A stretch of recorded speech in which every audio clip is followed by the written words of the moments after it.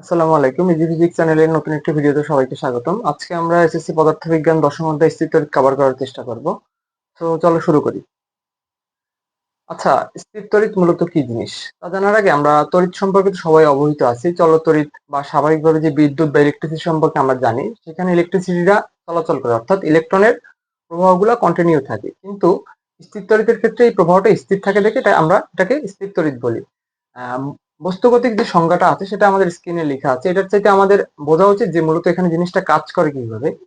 এই জিনিসটা আমাদের কাজ করে মূলত আধান বা চার্জের সাহায্যে। যখন কোনো একটা বস্তুর মাধ্যমে আধান বা চার্জ স্থির থাকে, চলাচল করে না, এবং পৃষ্ঠে চার্জ জমা হওয়ার কারণে ওই তড়িৎটা কাজ করে, তখন সেটাকে আমরা স্থির তড়িৎ বলে থাকি। তো আমাদের এই অধ্যায়ের সকল টপিকগুলা চার্জ বা আধানের সাথে রিলেটেড। তো আমাদের আগে বুঝতে হবে চার্জ বা আধান কি জিনিস। চার্জ বা আধান হলো বস্তুর একটা মৌলিক বৈশিষ্ট্য যা স্থির বিদ্যুৎ তৈরি করে। এই চার্জ বা আধান হলো দুই প্রকার, একটা হলো ধনাত্মক চার্জ আর একটা হলো ঋণাত্মক চার্জ। আর ধনাত্মক চার্জ আমরা কিভাবে সৃষ্টি করতে পারি? ইলেকট্রন ত্যাগের মাধ্যমে। আর ঋণাত্মক চার্জ সৃষ্টি করতে পারি কিভাবে? ইলেকট্রন গ্রহণের মাধ্যমে। এখন আমরা যে ধনাত্মক চার্জটা ইলেকট্রন ত্যাগের মাধ্যমে সৃষ্টি করতে পারি সেটা একটু বোঝার চেষ্টা করি কিভাবে। একটা বস্তু, সাধারণত সকল নিউট্রাল বস্তুর মধ্যে একটি পজিটিভ এবং একটি নেগেটিভ থাকে, অর্থাৎ এটা একটা রেশিও যে যতগুলো পজিটিভ আধান থাকে অতগুলোই নেগেটিভ আধান থাকে। সো এই বস্তুটার মাঝখান থেকে একটা ইলেকট্রন যদি আমি সরিয়ে দিই, আমরা সাধারণত জানি ইলেকট্রনের চার্জ হয় নেগেটিভ। সো আমরা এই বস্তুটার মাঝখান থেকে যদি একটা ইলেকট্রন বের করে দিই বাইরে, তাহলে আমাদের এই বস্তুটার মধ্যে প্লাস আধান একটা বেশি হয়ে গেল। ধরলাম আমার এখানে আরো এক যুগল আধান ছিল, কিন্তু তখন কিন্তু আমার প্লাস আধানের আধিক্যটা বেশি হয়ে গেল। তো বস্তুটা কি হলো? পজিটিভ আধানে আয়িত হয়ে গেল। একইভাবে আমরা যদি এর একটা নিউট্রাল বস্তু, সাপোজ ধরলাম এখানে দুই জোড়া আধান আছে বা এক জোড়াই ধরলাম, সেখানে আমরা যদি একটা ইলেকট্রন প্রবেশ করে বাইরে থেকে, ঠিক আছে, একটা ইলেকট্রন গ্রহণ করে, অর্থাৎ যদি আমরা একটা ইলেকট্রন বাইরে থেকে দেই, এখানে যে ইলেকট্রনের চার্জ নেগেটিভ, তো বাইরে থেকে দিলে আমাদের এখানে ঋণাত্মক আধানের আধিক্য বেড়ে গেছে। সো আমাদের বস্তুটা ঋণাত্মক আধানে আয়িত হয়ে গেছে বা ভি মাইনাস হয়ে গেছে। সো চলো আমরা পরবর্তী টপিকে চলে যাচ্ছি। চার্জ ও আধানের বৈশিষ্ট্য। চার্জ ও আধানের কিছু মৌলিক বৈশিষ্ট্য রয়েছে, যেমন চার্জ দুই প্রকারের, ধনাত্মক ও ঋণাত্মক। দুই নম্বর হলো আকর্ষণ ও বিকর্ষণ। চার্জ বা আধান পরস্পরকে আকর্ষণ বা বিকর্ষণ করে একটা নির্দিষ্ট ধর্মের উপর। যেমন আমরা যদি একই প্রকার দুইটা চার্জ পাশাপাশি রাখি, তাহলে সেটা পরস্পরকে বিকর্ষণ করবে, যেমন দুইটা পজিটিভ চার্জ কিংবা দুইটা নেগেটিভ চার্জ। কিন্তু আমরা যদি বিপরীত প্রকারের দুইটা আধান পাশাপাশি রাখি, যেমন একটা প্লাস একটা মাইনাস, তাহলে সেটা পরস্পরকে আকর্ষণ করবে। তারপর সংরক্ষণশীলতা। আমরা জানি পৃথিবীতে শক্তির যেমন সংরক্ষণশীলতা নীতি কাজ করে, যেমন শক্তির সৃষ্টি বা ধ্বংস নাই, শুধুমাত্র শক্তি মাধ্যম ভেদে রূপান্তরিত হয়, তেমন ভাবে চার্জ বা আধান সেরকম। চার্জ বা আধান আমরা সৃষ্টি করতে পারি না বা ধ্বংস করতে পারি না। পৃথিবীতে সূচনা লগ্ন থেকে যতটুকু চার্জ ছিল এখনো ততটুকুই আছে। 3 নাম্বার, চার্জের পরিমাপ। চার্জ পরিমাপের ক্ষেত্রে আমরা যে এককটা ব্যবহার করি সেটি হয় সাধারণত কুলম্ব। এটা একটা পয়েন্ট। চার্জের যোজন। চার্জ তড়িৎ ক্ষেত্র তৈরি করে এবং ক্ষেত্র দ্বারা প্রভাবিত হয়। যেমন আমরা যদি একটা চার্জকে, একটা পরমাণুর মধ্যে একটা চার্জকে যদি আমরা পজিটিভ একটা চার্জ এক্সট্রা ইনপুট দিই, সেখানে একটা প্লাস আধানের আধিক্য হয়ে একটা প্লাস তড়িৎ ক্ষেত্র তৈরি হবে। একইভাবে আমরা মাইনাস আধান দিলে মাইনাসের তড়িৎ ক্ষেত্র তৈরি হবে।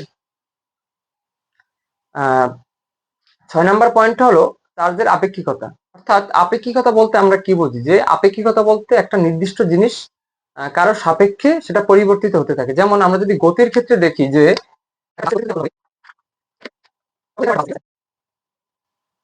এই পাশে একজন ব্যক্তি রাস্তায় দাঁড়িয়ে দেখতে পাচ্ছে এই বাসটা 5 মিটার/সেকেন্ড বেগে চলতেছে, তার সাপেক্ষে বাসের গতিটা কিন্তু 5 মিটার/সেকেন্ড, ঠিক আছে। আচ্ছা, আবার এই ধরি এইটা এরকম আরেকটা পাশাপাশি বাস, সেটাও 5 মিটার/সেকেন্ড বেগে চলতে আছে। তো সেই ক্ষেত্রে সেই বাসের যাত্রীরা এই বাসের যাত্রীদের কি দেখবে? স্থির দেখবে না। তো এটাই হলো আপেক্ষিকতা। কিন্তু চার্জ বা আধানের ক্ষেত্রে এই আপেক্ষিকতা খাটে না, কারণ চার্জ বা আধান যে বস্তুর সাপেক্ষেই দেখা হোক সেখানে একই থাকে। তো আমাদের নেক্সট পয়েন্টটা হলো চার্জের কোয়ান্টাইন। আর চার্জের কোয়ান্টাইন কি?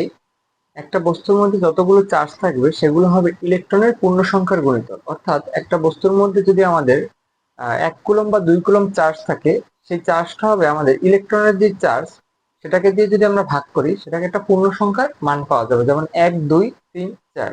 তো একটু ডিটেলসে যদি বলতে চাই, তাহলে এই যে আমাদের যে সূত্রটা দেখতে পাচ্ছি Q=Ne, এখানে এই n এর মানটা অলওয়েজ পূর্ণ সংখ্যা হতে হবে। অর্থাৎ এই চার্জের মানকে যদি আমরা ইলেকট্রনের মান দিয়ে ভাগ করি, সেখানে আমাদের রেজাল্ট পেতে হবে পূর্ণ সংখ্যা 1 2 3 4।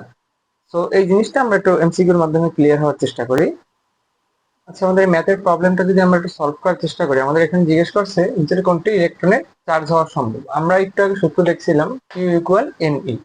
সো আমাদের এখানে কিউ দেওয়া আছে, আর হলো আমরা ই তো জানি 1.6 minus 1.6 ten to the power 19। So এখানে আমরা যদি এই প্রত্যেকটা চার্জের মানকে ইলেকট্রনের চার্জ দিয়ে আমরা ভাগ করে দিই, যেই মানটা আমরা পূর্ণ সংখ্যা পাবো বা বাস্তব মান পাবো, সেটাই আমাদের হবে অ্যান্সার, যে সেটা চার্জ হওয়া সম্ভব। সো আমরা যদি প্রথম মানটা একটু দেখি, যে প্রথম মানটাতে এই যে দেওয়া আছে 1.6 টেন টু দি পাওয়ার 18, এই মানটাকে যদি আমরা 1.6 into ten to the power minus 19 দিয়ে ভাগ করি, অর্থাৎ ইলেকট্রনের চার্জ দিয়ে, তাহলে আমরা অ্যান্সার পাচ্ছি -10, যেটা আসলে বাস্তব কোনো মান না, সেটা হওয়া সম্ভব না। এর পরের মানটা যদি আমরা একটু ভাগ করে দেখতে চাই,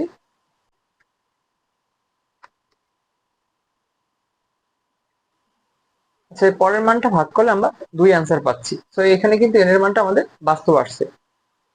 আমরা যদি গ নাম্বার অপশনটা চেক করি, এখানে আমরা চেক করার আগেই বলতে পারি, যেহেতু আমাদের এখানে মাইনাস নেই, মাইনাস না থাকার কারণে এটা দিয়ে ভাগ করলে কিন্তু আমরা আসলে মাইনাস একটা মান পাবো যদি পূর্ণ সংখ্যা পাই। তো আসলে পূর্ণ সংখ্যা মাইনাসে মান পেলে সেটা গ্রহণযোগ্য হবে না, তাই সি নাম্বার অপশনটা আমরা এলিমিনেট করে দিতে পারলাম। আর যদি ডি নাম্বার অপশনটা আমরা একটু ভাগ করে দেখি, যে এই মানটাকে আমরা যদি ইলেকট্রন চার্জ দিয়ে ভাগ করি,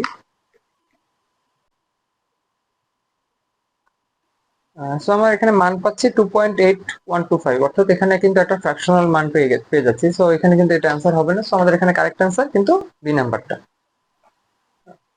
সো আমাদের পরবর্তীতে একটা ম্যাথ রয়েছে, যে কোন একটি বস্তু থেকে 1.6 into ten to the power 19টি ইলেকট্রন সরিয়ে নেওয়া হলে ওই বস্তুর চার্জ কত। অর্থাৎ এখানে আমাদের এই যে এন এর মানটা দেওয়া আছে, এন এর মানটা কত দেওয়া আছে, ইলেকট্রনের চার্জ আমরা যেটা জানি যে -1.6 into ten to the power 19। So আমরা বস্তুর চার্জ কত হবে, অর্থাৎ কিউর মান যাচ্ছে। সো এই দুটো গুণ করে দিলে কিন্তু আমরা অ্যান্সার পেয়ে যাচ্ছি। সাইনটা কিন্তু অবশ্যই তোমরা কাউন্ট করবা, ঠিক আছে।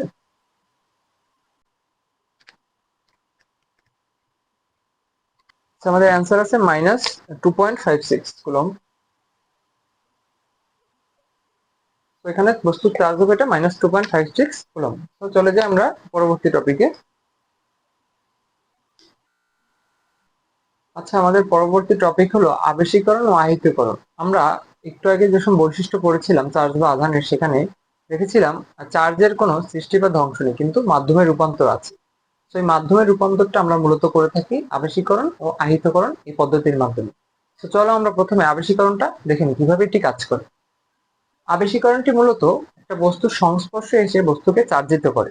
তো চার্জিত করে কিভাবে, আমরা যদি একটা নিউট্রাল বস্তু নিই, নিউট্রাল বস্তু কি, যেখানে পজিটিভ এবং নেগেটিভ চার্জের সংখ্যা সমান, সেই বস্তুর কাছাকাছি যদি আমরা একটা চার্জিত বস্তু, অর্থাৎ পজিটিভ আয়নে চার্জিত একটা বস্তু বা নেগেটিভ আয়নে চার্জিত একটা বস্তু সংস্পর্শে নিয়ে আসি, তখনই এই আবেশীকরণ ক্রিয়াটা কাজ করে। কিভাবে কাজ করে, সাপোজ আমাদের এখানে একটা বস্তু আছে, এখানে পজিটিভ এবং নেগেটিভ চার্জের সংখ্যা সমান এই বস্তুটা, ঠিক আছে। এই বস্তুটার কাছাকাছি আমরা যদি এরকম পজিটিভ চার্জের চার্জিত একটা দণ্ড নিয়ে আসি, নিয়ে আসলে কি হবে, এই বস্তুর মধ্যে থাকা নেগেটিভ চার্জগুলো এই পজিটিভ চার্জগুলোর আকর্ষণে এই পাশে এসে একটা আবেশ বা একটা বন্ধন ক্রিয়েট করার চেষ্টা করবে, অর্থাৎ সে এই পজিটিভ চার্জের সাথে একটা বন্ধন গঠন করার চেষ্টা করবে, অর্থাৎ আদান প্রদানের চেষ্টা করবে। কিন্তু যেহেতু আমরা এটাকে সংস্পর্শে আনিনি বা কাছাকাছি আনিনি, তারা আদান প্রদান করতে পারবে না, কিন্তু তারা একটা আকর্ষণ বলে সংযুক্ত থাকবে। তখন আমাদের এই বস্তুতে থাকা পজিটিভ চার্জগুলো, যেহেতু এখানে এটা পজিটিভ চার্জ, তাই এটাকে বিকর্ষণ করার কারণে সেগুলো আলাদাভাবে এখানে মুক্তভাবেই ঘুরতে থাকবে। সো এখানে কোনো ক্রিয়া করবে না। তখন কিন্তু আমাদের এই বস্তুটা, নিউট্রাল বস্তুটা আমাদের তখন পজিটিভ চার্জে চার্জিত হওয়ার একটা ক্রিয়া দেখাবে। তখন আমরা কি করব, তখন যদি আমরা এই বস্তুটাকে গ্রাউন্ডিং করে দিই, গ্রাউন্ডিং কেন করব, আমাদের এই বস্তুটা কিন্তু আবেশিত হলো, অর্থাৎ কাছাকাছি সংস্পর্শে এসে পজিটিভ আয়নের একটা গঠন করার চেষ্টা করলো, কিন্তু এটা কিন্তু পজিটিভ আয়নে চার্জিত হলো না। কারণ কি, যদি আমরা এই আবেশীকরণ বস্তুটা, অর্থাৎ এই পজিটিভ আয়নে চার্জিত দণ্ডটাকে সরিয়ে নিই, তখন কি এটা বস্তুটা আগের অবস্থানেই চলে যাবে। সো এটাকে পার্মানেন্টলি চার্জ করার জন্য আমরা একটা গ্রাউন্ডিং করব। গ্রাউন্ডিং করব কোথায়, ভূপৃষ্ঠে। আমরা জানি ভূপৃষ্ঠের নিট আধান শূন্য, অর্থাৎ এই অসীম চার্জের ভান্ডার হলো, এখানে মোট চার্জের পরিমাণ শূন্য। তো আমরা যদি পজিটিভ আয়নের ধর্মটা দেখতে চাই, যে পজিটিভ আয়ন সাধারণত উচ্চ বিভব থেকে নিম্ন বিভবে যায়, আর নেগেটিভ আয়ন কি হয়, নিম্ন বিভব থেকে উচ্চ বিভবে যায়। তো যেহেতু এখানে আমাদের উচ্চ বিভব আছে, কারণ যদি আমরা এখানে পজিটিভ আয়নের চার্জ গুলো দেখতে চাইছো, এখানে কিন্তু একটা পজিটিভ চার্জ ক্রিয়েট হচ্ছে, অর্থাৎ ধরি আমরা +10 কুলম বা 5 কুলম, যেরকম একটা কিছু একটা পজিটিভ চার্জ সঞ্চিত আছে এখানে, 0 থেকে বেশি। আর ভূপৃষ্ঠের নিট চার্জ শূন্য হওয়ার কারণে এই পজিটিভ চার্জগুলো আমাদের ভূপৃষ্ঠে যে চার্জের সমতা তৈরি করে দিবে। চার্জের সমতা তৈরি করে দিলে আমাদের কি হবে, যে বস্তু থেকে পজিটিভ চার্জগুলো চলে যাবে। চলে যাওয়ার পরে আমরা দেখতে পাবো বস্তুতে শুধুমাত্র এরকম নেগেটিভ চার্জগুলো রয়ে গেছে, কারণ পজিটিভ চার্জগুলো ভূপৃষ্ঠে চলে গেছে। তখন যদি আমরা গ্রাউন্ডিং সংযোগ এবং এই আবেশীকরণ সংযোগটাকে সরিয়ে দিই, তখন দেখতে পাবো বস্তুটা আমাদের টোটালি নেগেটিভলি চার্জড হয়ে গেল। তো আমরা আবেশীকরণ থেকে শিখতে পারলাম কি, আমরা আবেশীকরণের মাধ্যমে যেই দণ্ড দ্বারা চার্জ করি ঠিক তার বিপরীত চার্জের একটি বস্তু ব্যাক পাই। এখন চলো আমরা আহিতকরণে চলে যাই। আচ্ছা, আহিতকরণ বস্তুটা এই আবেশীকরণের মতোই, কিন্তু আমরা আবেশীকরণের ক্ষেত্রে একটা বিষয় বলেছিলাম যে বস্তুটাকে আমরা নিউট্রাল বা চার্জ নিরপেক্ষ বস্তুর কাছাকাছি সংস্পর্শে আনবো না, অর্থাৎ স্পর্শ করাবো না। কিন্তু এই আহিতকরণের ক্ষেত্রে আমরা বস্তুটাকে স্পর্শ করাবো। স্পর্শ করালে আমাদের এখানে কাহিনীটা হবে কি, যেহেতু নিউট্রাল বস্তুটার মধ্যে চার্জ নিরপেক্ষ, অর্থাৎ এখানে যতগুলো পজিটিভ আছে ততগুলোই নেগেটিভ চার্জ আছে। কিন্তু আমরা যখন এই পজিটিভলি চার্জ একটা বস্তুকে এখানে স্পর্শ করাবো, এখানে পজিটিভ আয়নের ঘনত্ব বেশি থাকার কারণে, বা বিভব বেশি থাকার কারণে আমাদের এই নিউট্রাল বস্তুটার দিকে চার্জ চলে যাবে। কারণ আমরা বলেছিলাম যে পজিটিভ চার্জের ধর্ম হলো উচ্চ বিভব থেকে নিম্ন বিভবে যাওয়া। যেহেতু এখানে জিরো, অর্থাৎ কোনো বিভব নাই, তো এখান থেকে কিছু চার্জ এখানে চলে যাবে। চলে গেলে হবে কি, এটা তো মূলত আমাদের চার্জ নিরপেক্ষ বস্তু ছিল। যখন এই বস্তুটাকে আমরা এখানে সংস্পর্শে আনছি, তখন এখান থেকে এরকম কিছু পজিটিভ আয়ন এখানে চলে আসছে। চলে আসার কারণে এটা আমাদের কি হয়ে গেল, ভি প্লাস বা পজিটিভলি চার্জড হয়ে গেল। অর্থাৎ আমাদের এই নেগেটিভ বস্তু, অর্থাৎ এই চার্জ নিরপেক্ষ বস্তুটা কিন্তু আমরা চার্জিত করে ফেলতে পারলাম। এটা কি আমরা মূলত বলে থাকি আমাদের আহিতকরণ। ঠিক আছে। আর আমরা সাধারণত প্রত্যেকটাই যে আগের আবেশীকরণ বা এই পরের এই আহিতকরণ, আমরা কিন্তু দুটি পজিটিভ চার্জের ক্ষেত্রে দেখালাম। তো এগুলো কিন্তু বিপরীত ভাবে যদি আমরা এখানে নেগেটিভ দ্বন্দ্ব নিয়ে আসি, তাহলে এটা কিন্তু নেগেটিভলি চার্জড হয়ে যাবে। কারণ নেগেটিভ চার্জের ঘনত্ব বেশি থাকার কারণে এখানে নেগেটিভ চার্জ চলে যাবে। আর এখানে আমরা যদি আরেকটু বিষয় বোঝার চেষ্টা করি যে আবেশীকরণের ক্ষেত্রে তোমাদের একটা কনফিউশন থাকতে পারে যে আমরা যদি এখানে নেগেটিভ চার্জ আনি তখন কি ক্রিয়েট হবে, সেটা একটু আমি দেখিয়ে দেওয়ার চেষ্টা করছি।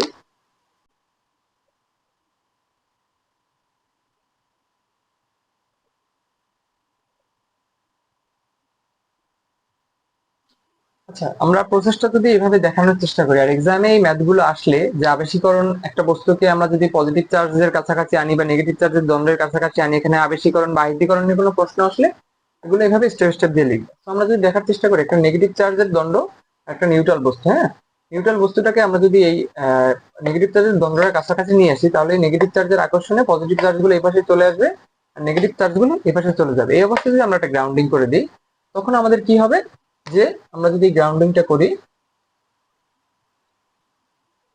তখন ভূপৃষ্ঠের চার্জ কিন্তু আমাদের জিরো আমরা জানি। আর এখানে এটা ধরো নেগেটিভলি আমাদের 5 কুলম্ব চার্জিত হয়ে গেছে। এখন আমাদের তো উচ্চ বিভব থেকে নিম্ন বিভবে যাবে না। কারণ কি, নেগেটিভ চার্জের ক্ষেত্রে আবার একটা ধর্ম আছে যে নেগেটিভ চার্জ নিম্ন বিভব থেকে উচ্চ বিভবের দিকে প্রবাহিত হয়। তো আমাদের এখানে হবে কি, নেগেটিভ চার্জ যেহেতু আমাদের নিম্ন বিভব থেকে এই চার্জগুলো সব ভূপৃষ্ঠে চলে যাবে। চলে গেলে কিরকম একটা অবস্থা হবে,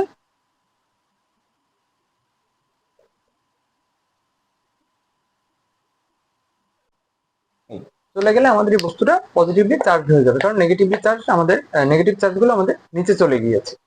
তো এই ক্ষেত্রে আমরা যদি এই যে এই বস্তুটাকে সরিয়ে নিই, তখন এটা কিন্তু পার্মানেন্টলি আমাদের পজিটিভ চার্জে চার্জিত হয়ে গেল। আর এই ধর্ম দুটো আমরা মনে রাখবো যে পজিটিভ চার্জ উচ্চ বিভব থেকে নিম্ন বিভবে যায়, আর নেগেটিভ চার্জ নিম্ন বিভব থেকে উচ্চ বিভবে যায়। ঠিক আছে। আচ্ছা, আমাদের এখন একটা যন্ত্র সম্পর্কে আমরা একটু পরিচিত হব, সেটা হলো ইলেকট্রোস্কোপ যন্ত্র। ইলেকট্রোস্কোপ যন্ত্রটা মূলত কি, আমরা এই যে বস্তুগুলাকে যেভাবে চার্জিত করি বা বস্তুগুলাকে বিভিন্ন ভাবে টেস্ট করা জিনিসটা কি, আমরা একটা বস্তুকে ধরো নিউট্রাল একটা বস্তুকে আমরা চার্জিত করতে যাচ্ছি। এখন চার্জিত যে দণ্ডটা দিয়ে করবো, সেই দণ্ডটা মূলত কি চার্জে চার্জিত সেটা কিন্তু আমরা পূর্বে থেকে জানি না, বা এটা বাইরে থেকে দেখে বোঝার উপায় নেই। তো আমরা এই জিনিসটা বুঝি কির মাধ্যমে, ইলেকট্রোস্কোপ যন্ত্রের মাধ্যমে। সো আমরা এই জিনিসটাকে একটু সিমুলেটরের মাধ্যমে আর ক্লিয়ার ভাবে দেখার চেষ্টা করি। চলো আমরা স্ক্রিনে চলে যাই। সো আমরা দেখতে পাচ্ছি আমাদের স্ক্রিনে একটি যন্ত্র, অর্থাৎ এটির নাম হলো আমাদের ইলেকট্রোস্কোপ যন্ত্র। এই যন্ত্রটির মাধ্যমে আমরা মূলত যে টেস্টগুলোর কথা বলেছিলাম সেই টেস্টগুলো করি। তো আমরা এই যন্ত্রের মাধ্যমে শর্টে একটু আবেশীকরণ আর আয়তীকরণ প্রক্রিয়াটা দেখে নিই। হ্যাঁ, আবেশীকরণ প্রক্রিয়ার ক্ষেত্রে আমরা কি বলেছিলাম, যে কোনো একটা বস্তুর সংস্পর্শে আসলে সেখানে সে পজিটিভ চার্জগুলোকে, অর্থাৎ আমরা যদি পজিটিভ চার্জ সংস্পর্শে আনি, সে নেগেটিভ চার্জগুলোকে আকর্ষিত করে ফেলে। তো আমরা একটু দেখি, এই যে তথ্যটা পজিটিভ চার্জ চার্জিত আমরা দেখতে পাচ্ছি। হ্যাঁ, তো এখানে যদি আমরা এটাকে কাছাকাছি নিয়ে আসি, তখন দেখতে পাবো যে উপরে আমাদের নেগেটিভ চার্জগুলো সংস্পর্শে এসে চলে আসছে, আর এই পজিটিভ চার্জগুলো নিচে রয়ে গেছে মানে কিভাবে বুঝলাম? যদি আমরা এইভাবে এখানে তো দেখতেছি যে ছবিতে দেখাচ্ছে, যদি আমরা যন্ত্রটা ব্যবহার করি কিভাবে বুঝতে পারবো? যন্ত্রটা ব্যবহার করলে আমরা বুঝতে পারবো যে এখানে এই পজিটিভ চার্জের আকর্ষণ, যেহেতু আমাদের নেগেটিভ চার্জগুলো উপরে চলে আসছে, সো আমাদের নিচে কিন্তু নেগেটিভ চার্জের সংকট হয়ে গেছে, অর্থাৎ নেগেটিভ চার্জ নেই, শুধুমাত্র পজিটিভ চার্জই আছে। থাকার কারণে এই দুইটা দণ্ডের মধ্যে যে পজিটিভ চার্জগুলো আছে সেগুলো পরস্পরকে বিকর্ষণ করতেছে, বিকর্ষণ করার কারণে মাঝখানে একটা ফাঁকা জায়গা তৈরি হয়ে গেছে। আশা করা যায় বুঝতে পারছি। একইভাবে আমরা যদি নেগেটিভ চার্জটা নিয়ে আসি, সো এই একই কাজই হবে।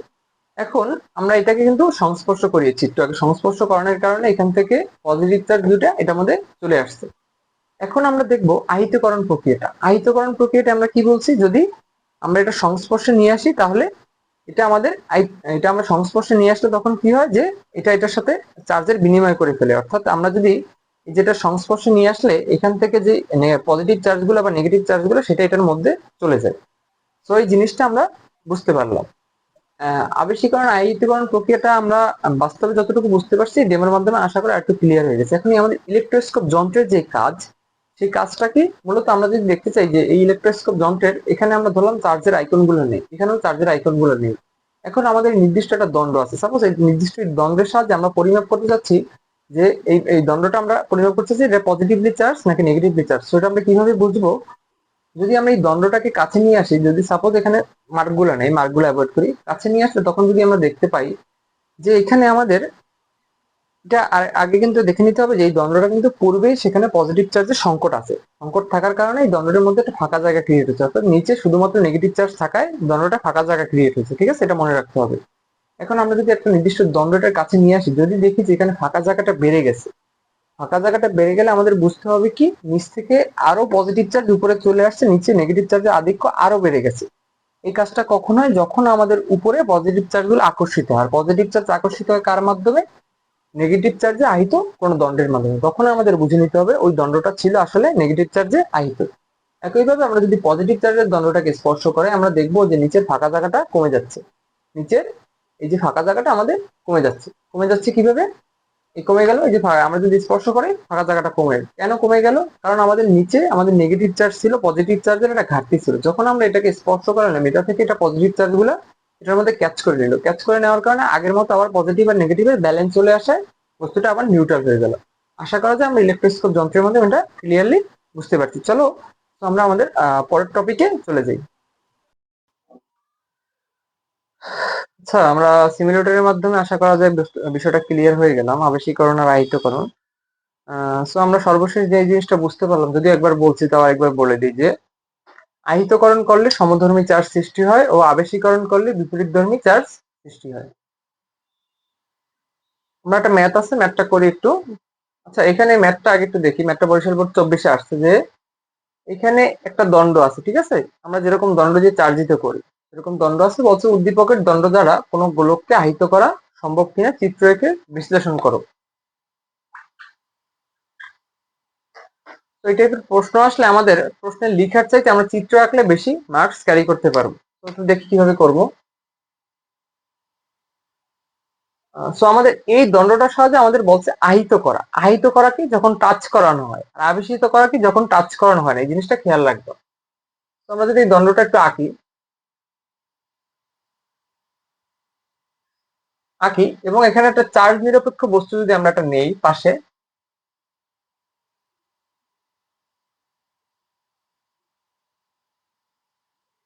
এখন চার্জ নিরপেক্ষ বস্তু নেওয়ার পর আমরা যদি এই দুটো বস্তুকে টাচ করি, ঠিক আছে?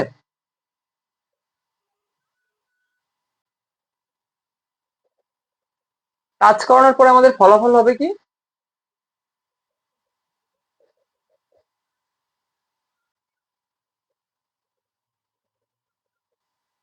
এখানে প্লাস আধানের অধিক্য থাকার কারণে প্লাস আধান কিছু এখানে ট্রান্সফার হয়ে যাবে। তারপর যদি আমরা এখানে এই বস্তুটা সরাই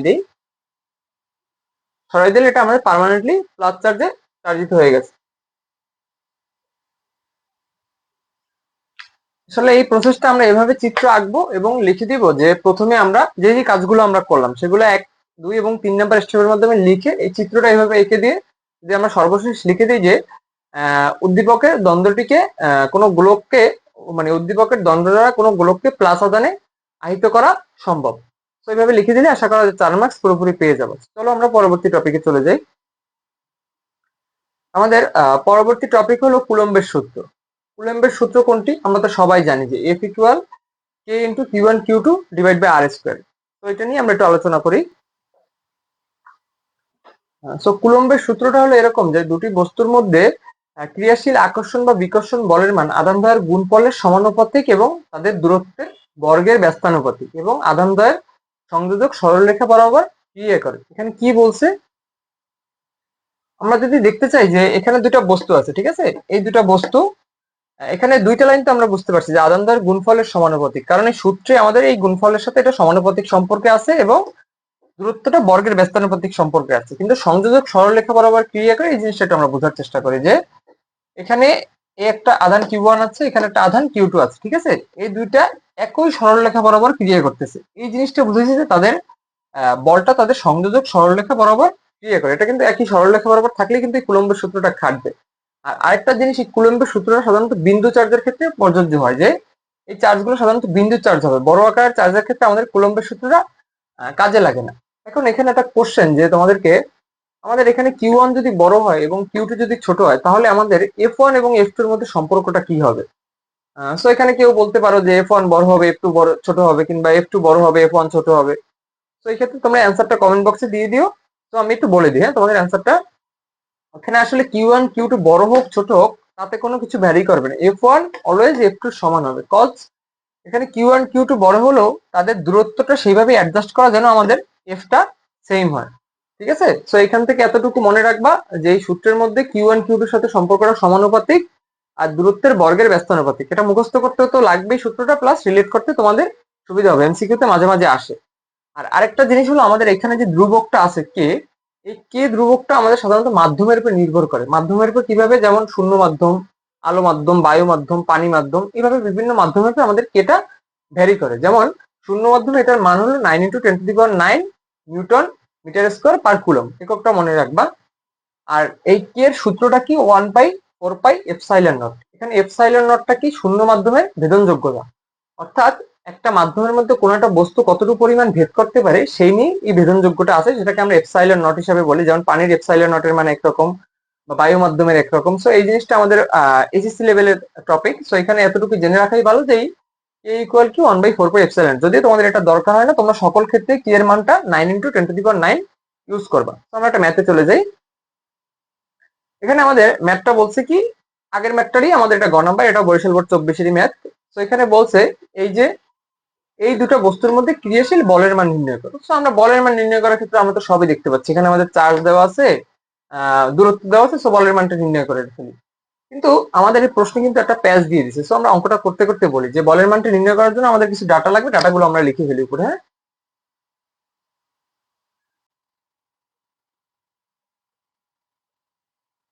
Q1 এর মান দেওয়া আছে -30 কুলম, Q2 এর মান দেওয়া আছে 50 কুলম। আর F1, এই যে Q1 Q2 এর মান আমরা সূত্রে বসানোর সময় আমরা কিন্তু প্লাস মাইনাস সাইনটা ইউজ করবো না। কেন ইউজ করবো না এটা আমি বলতেছি।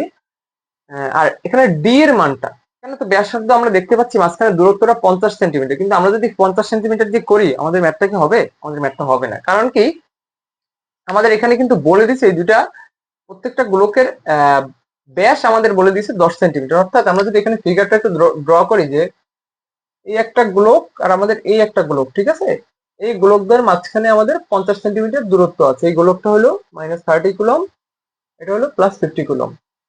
আর এইখানে এই প্রত্যেকটা গোলকের আমার ব্যাস দেওয়া আছে 10 সেন্টিমিটার। আমরা জানি কি দূরত্বটা সাধারণত কাউন্ট হয় কি প্রত্যেকটা চার্জের কেন্দ্র থেকে অপর কেন্দ্র পর্যন্ত। সো আমাদের এই দূরত্বটুকু কিন্তু আমাদের বাদ পড়ে যাচ্ছে যদি আমরা এই 50 সেন্টিমিটার নিই। সো এই দূরত্বটুকু কত হবে?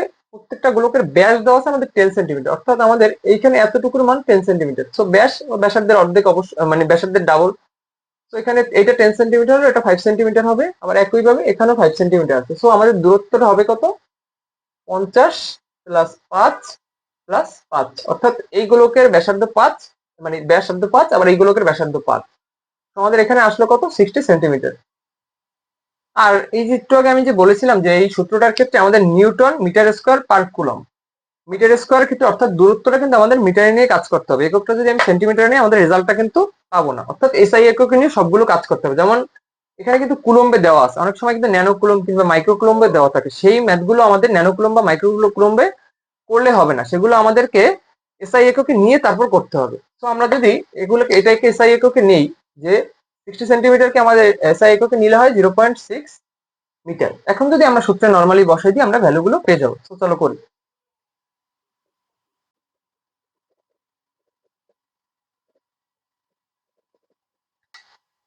তো আমরা যদি অ্যান্সারটা বের করার চেষ্টা করি একটু,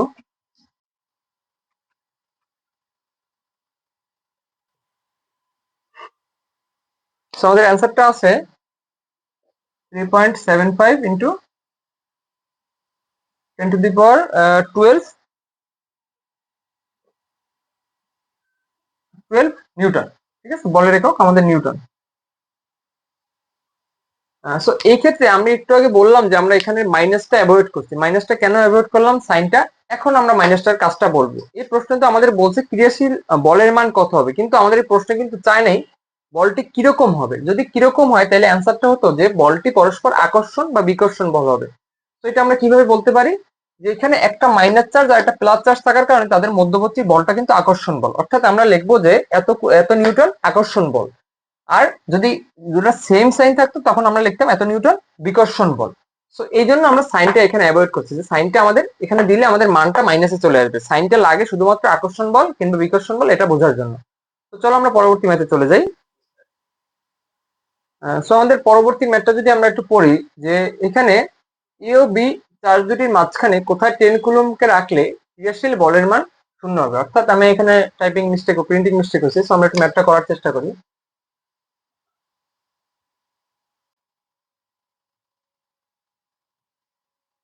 সো আমাদের এইখানে এই পাশে একটা আধান আছে 20 কুলম্ব, এই পাশে একটা আধান আছে 50 কুলম্ব, আর মাঝখানের দূরত্ব হলো 10 মিটার। তো আমাদের প্রশ্নে বলছে যে আমরা যদি নির্দিষ্ট কোথাও একটাকে এই 10 কুলম্ব আমরা যদি +10 কুলম্ব আধানকে রাখি, তাহলে ক্রিয়াশীল বলের মান কোথায় শূন্য হবে। অর্থাৎ এই বলটাকে যদি আমি এখানে রাখি, এই দুটো বলের মধ্যে একটা অর্থাৎ এই দুটো আধানের মধ্যে একটা বল ক্রিয়া করবে F1, আর এই দুটো আধানের মধ্যে একটা বল ক্রিয়া করবে F2। অর্থাৎ এই F1 এবং F2 এর মান যদি আমাদের ইকুয়াল হয় তাহলে কিন্তু আমাদের ক্রিয়াশীল বলের মান আমাদের শূন্য হয়ে যায়। সো এটা আমরা কিভাবে বের করতে পারি, আমরা ধরে নিই এখান থেকে দূরত্ব হলো x, তাহলে এই দূরত্ব হবে কত, 10 - x। এখন আমাদের ক্রিয়াশীল বলের মান শূন্য হওয়ার ক্ষেত্রে আমি বলছি যে এই দুইটা বল যদি সমান হয়, ক্রিয়া এবং প্রতিক্রিয়া বল আমরা কিন্তু জানি যে পরস্পর সমান ও বিপরীত হয়। অর্থাৎ এটা যদি ক্রিয়া বল হিসেবে কাজ করে, এটা প্রতিক্রিয়া বল হিসেবে কাজ করে, তাহলে আমাদের মধ্যবর্তী বলের মান শূন্য হবে। তো শূন্য হওয়ার জন্য আমরা যদি বলটা বের করতে চাই, যে প্রথম এটার মাঝখানে বল কত, F1 ইকুয়াল,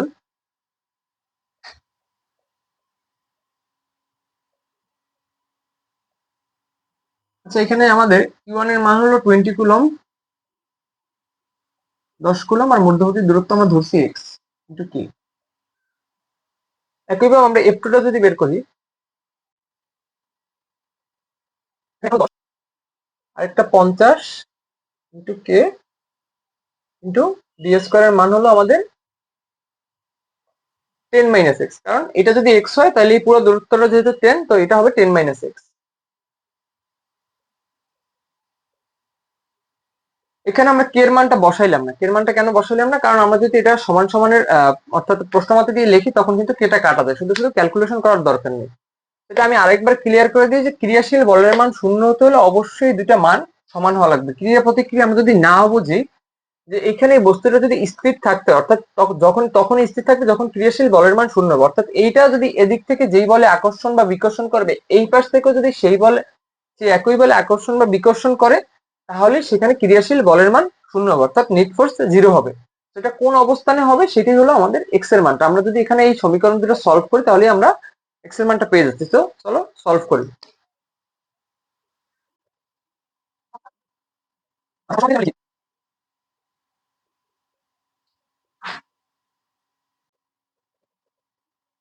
তো আমরা প্রশ্ন মতে যে ফাংশনটা তুললাম, এখন আমরা কাটাকাটি করবো। ঠিক আছে, আমাদের এই পাশের কে এর সাথে এটি কাটা যায়, 10 এর সাথে এই 10 কাটা যায়। এখন যদি আমরা ক্যালকুলেশন করি আমরা এক্স এর মানটা কিন্তু পেয়ে যাচ্ছি।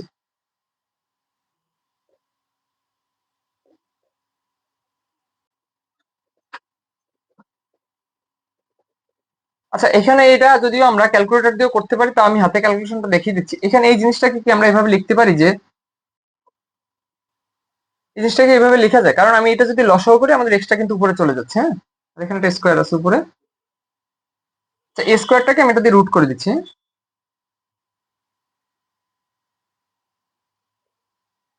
এখন আমরা যদি এখান থেকে এক্স এর মানটা বের করি,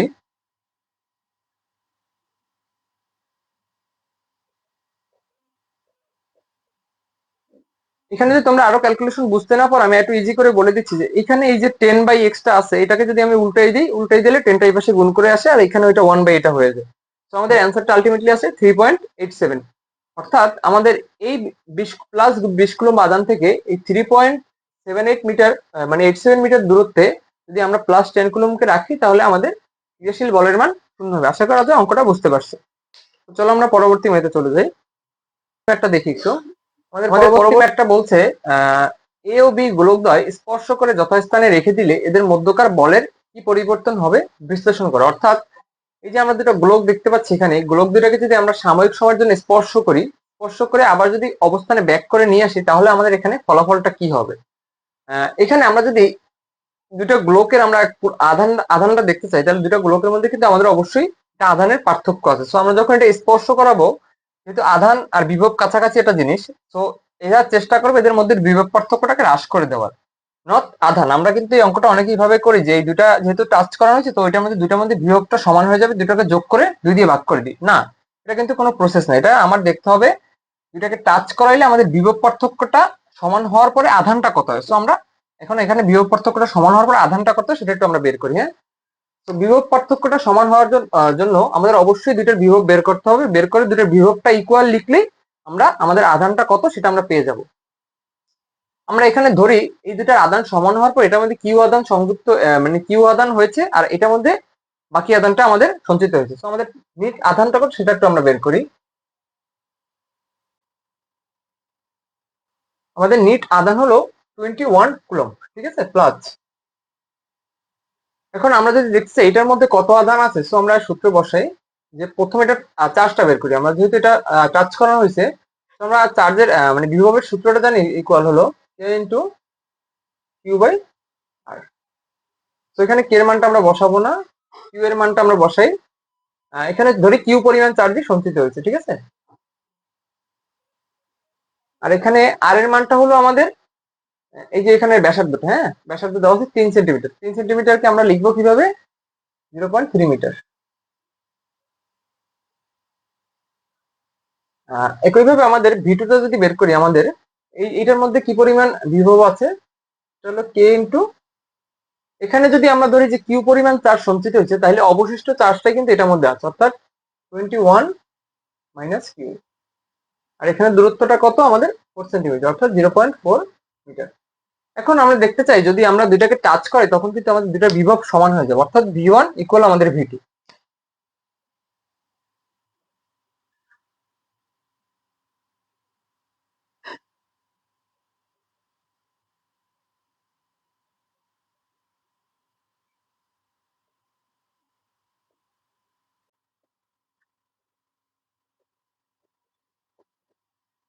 আমরা ইকুয়েশনটা তুলে ফেললাম। এখন যদি আমরা এখান থেকে সলভ করি, তাহলে কিন্তু আমরা কিউর মানটা পেয়ে যাচ্ছি। সো আমরা এটা যদি সলভ করার চেষ্টা করি, আমাদের কত আসে, আমরা যদি ক্যালকুলেটরে সলভার মোড ইউজ করে সলভ করার চেষ্টা করি, তোমরা চাইলে ক্যালকুলেটরে করতে পারো বা হাতেও করতে পারো। ক্যালকুলেটর করলে আসলে এটা ইজি হয়।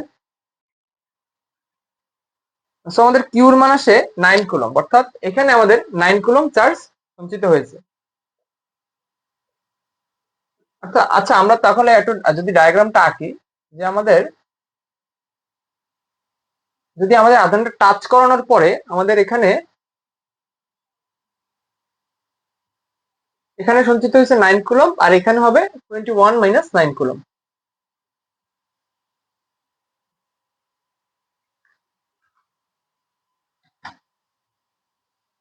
অর্থাৎ এখানে আছে 12 কুলম্ব। এখন আমাদের দেখতে হবে যে প্রশ্নে আমাদের কি চাইছে। প্রশ্নে চাইছে যদি স্পর্শ করার পর কি কাহিনী হলো সেটা কিন্তু আমরা লিখে ফেললাম, যে রেখে দিলে এদের মধ্যকার বলের কি পরিবর্তন হবে। অর্থাৎ বলের পরিবর্তন চেয়েছে, যে পূর্বের বল আর পরের বলের মধ্যে কি পরিবর্তন হবে। আমাদের এখানে কিন্তু এখন দুইটি কিন্তু প্লাস চার্জ, ঠিক আছে। তো আমাদের এখানে যদি আমরা এখন বলটা বের করতে চাই, এফ লাস্ট একইভাবে এই ম্যাথটা করার ক্ষেত্রে আমাদের দূরত্বের ক্ষেত্রে কিন্তু এই বিষয়টা খেয়াল রাখা লাগবে যে এখানেও কিন্তু একটা ব্যাসার্ধ এখানে রয়েছে, আর এই দূরত্বটা কিন্তু 4 সেন্টিমিটার, কিন্তু এইটার এক প্রান্ত থেকে এটার এক প্রান্ত। ওকে,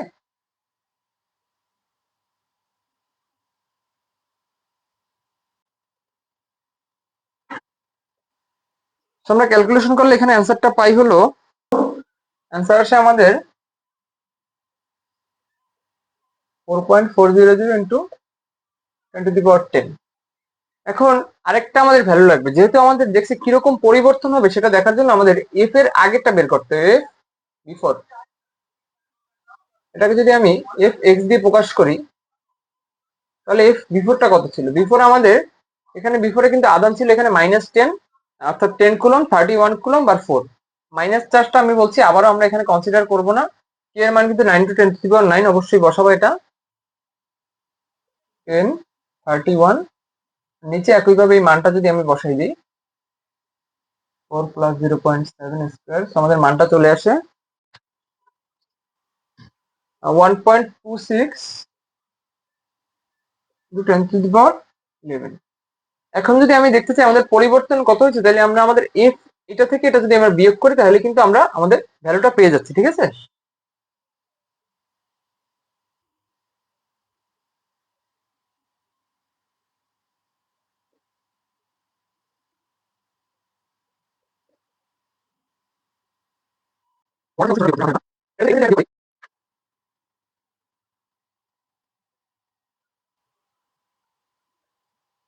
সো অ্যান্সার আসে 8.22।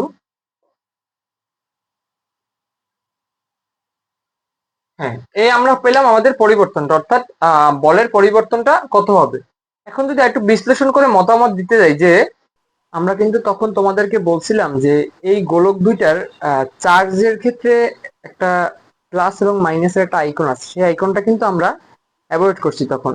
এখন আমরা এই আইকনটা নিয়ে একটু বিশদে আলোচনা করি, যে প্রথমে কিন্তু আমাদের বস্তুটার মধ্যে চার্জ ছিল একটা পজিটিভ এবং একটা নেগেটিভ। সো পজিটিভ এবং নেগেটিভ থাকার কারণে তখন কিন্তু আমাদের মধ্যবর্তী যে বলটা ছিল সেটা কিন্তু ছিল আকর্ষণ বল। কিন্তু এখন পরবর্তীতে আমাদের এই যে বস্তুটার চার্জ দুটোই কিন্তু হয়ে গেছে পজিটিভলি চার্জ, তখন কিন্তু হয়ে গেছে আমাদের বিকর্ষণ বল। সো এই জিনিসটা আমরা মাথায় রাখবো, অবশ্যই খাতায় লিখে দিয়ে আসবে, তাহলে একটু বেশি মার্কস ক্যারি করতে পারবে। সো আজকের ভিডিওটি এই পর্যন্তই, আশা করা যায় আজকের ভিডিওটি সবার ভালো লাগছে।